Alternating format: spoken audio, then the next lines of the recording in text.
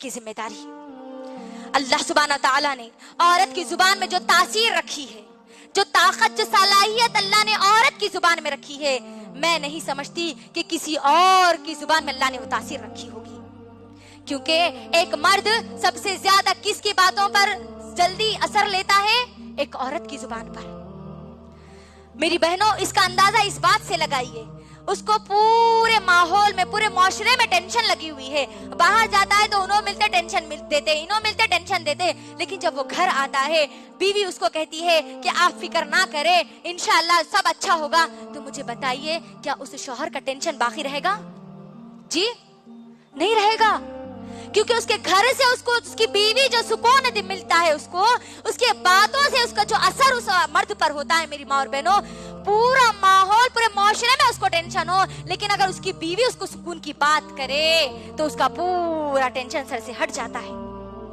غور کریے، آئیے ہم مثالیں کچھ دیکھتے ہیں کہ ایک بیوی ہونے کی حیثیت سے ہماری کیا کیا ذمہ داریاں ہیں۔ ہمارے نبی محمد رسول اللہ صلی اللہ علیہ وسلم، جب ان کو 40 سال کی عمر میں نبی بنایا گیا، جب وہ غار حرا سے لوٹ کر تیزی سے دوڑ کر ہماری امی خدیجہ رضی اللہ تعالیٰ عنہ کے پاس آئے، جب سب سے پہلے قرآن کی آیتیں جب نازل ہوئی میری ماں اور بہنوں، تو اللہ کے رسول صلی اللہ علیہ وسلم انسانی فطرت کے مطابق بہت ڈرے ہوئے تھے، اور خدیجہ رضی اللہ تعالیٰ عنہ کو کہہ رہے تھے کہ اے خدیجہ، مجھے ایسا لگتا ہے کہ گویا میں ہلاک ہو جاؤں گا، گویا میں مر جاؤں گا، گویا میں ضائع ہو جاؤں گا۔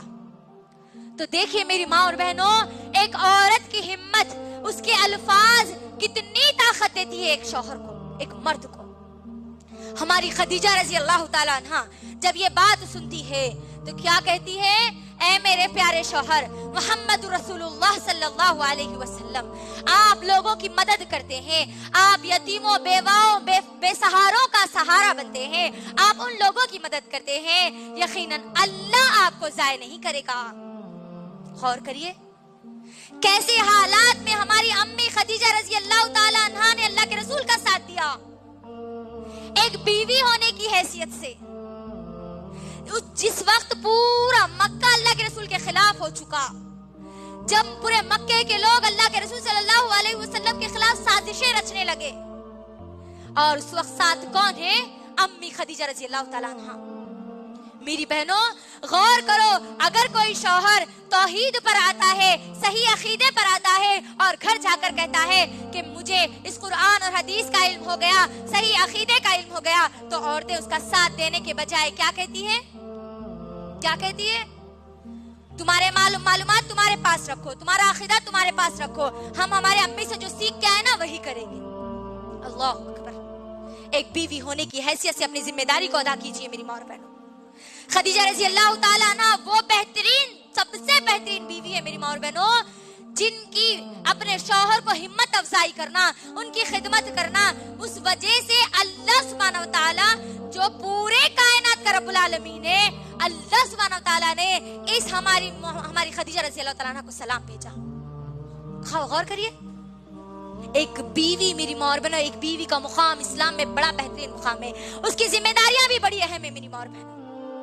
اس کے بعد آئیے ایک اور ایسی ہی بیوی کی کے تعلق سے ہم لوگ سنتے ہیں، ام سلیم رضی اللہ تعالیٰ عنہ، جو ابھی ہم نے کہا اولاد کے تعلق سے، جب میں نے ابھی آپ کو بتایا، یہی ہماری ام سلیم رضی اللہ تعالیٰ عنہ جن کے شوہر کا انتقال ہو چکا تھا، یعنی ملک کا انتقال ہو چکا تھا، تو اس وقت مکے کا سب سے خوبصورت ترین انسان، سب سے ذہین انسان، سب سے مالدار انسان ہماری ام سلیم رضی اللہ تعالیٰ عنہ کے پاس نکاح کا پیغام لے کر آتے ہیں۔ جانتے ہیں وہ کون ہے؟ ابو طلحہ رضی اللہ تعالیٰ عنہ۔ یہ ابو طلحہ رضی اللہ تعالیٰ عنہ جو ابھی اسلام قبول نہیں کرے تھے، جن کو ابھی اسلام کی اور ایمان کی دولت ابھی ان کو نہیں ملی تھی، وہ ام سلیم رضی اللہ تعالیٰ عنہ کے پاس جاتے ہیں۔ اے ام سلیم، تو جانتی ہے کہ میں مکے کا سب سے خوبصورت ترین انسان ہوں، مالدار انسان ہوں، ذہین انسان ہوں، خوب میرے پاس مال اور دولت ہے، میں تجھ کو نکاح کا پیغام تیرے سامنے پیش کرتا ہوں۔ میری ماں اور بہنوں، اللہ کے لیے اپنے ایمان کو ہماری ام سلیم رضی اللہ تعالیٰ عنہ کی طرح مضبوط کر لیجئے۔ سنیے کیا جواب دیتی ہے ہماری ام سلیم رضی اللہ تعالیٰ عنہ۔ مال ہے، دولت ہے، عزت ہے، شہرت ہے، مقام بھی مل سکتا ہے، لیکن جانتی ہے جواب کیا دیتی ہے ہماری ام سلیم رضی اللہ تعالیٰ عنہا؟ کہتی ہے اے ابو طلحہ میں تم سے نکاح نہیں کر سکتی، حالانکہ تمہارے نکاح کا پیغام کوئی جھٹلا نہیں سکتا، لیکن میں تم سے نکاح نہیں کر سکتی۔ ابو طلحہ رضی اللہ تعالیٰ عنہ پوچھتے ہیں کہ وجہ کیا ہے، تم مجھ سے کیوں نکاح نہیں کرنا چاہتی؟ اللہ اکبر، قربان چاہیے ہماری ام سلیم رضی اللہ تعالیٰ عنہ کے الفاظ پر۔ کاش کہ آج کی ہر مسلمان عورت، ہر مسلمان نوجوان لڑکی اس جملوں کو اپنی زبان پہ ہمیشہ کے لیے لا لیتی، ہمیشہ کے لیے اپنے ذہن میں بٹھا لیتی۔ کیا کہتی ہے؟ اے ابو طلحہ میں مومنہ ہوں، میں مسلمان ہوں اور تم ایک کافر ہو، لہٰذا تمہارا میرا نکاح نہیں ہو سکتا، میں تم سے نکاح نہیں کر سکتی۔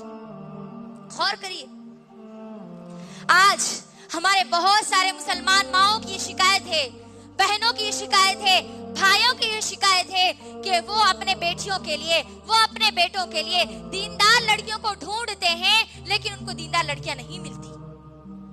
یہ شکایت ہے میری بہنوں، یہ شکایت ہماری ایمان کی کمزوری کی وجہ سے۔ اگر ہمارا ایمان ہماری ام سلیم رضی اللہ تعالیٰ عنہا کی طرح مضبوط ہوتا تو ہم کو بھی اللہ سبحانہ و تعالیٰ ابو طلحہ رضی اللہ تعالیٰ عنہ جیسے انسان ہمارے سامنے لا کر پیش کر دیتا۔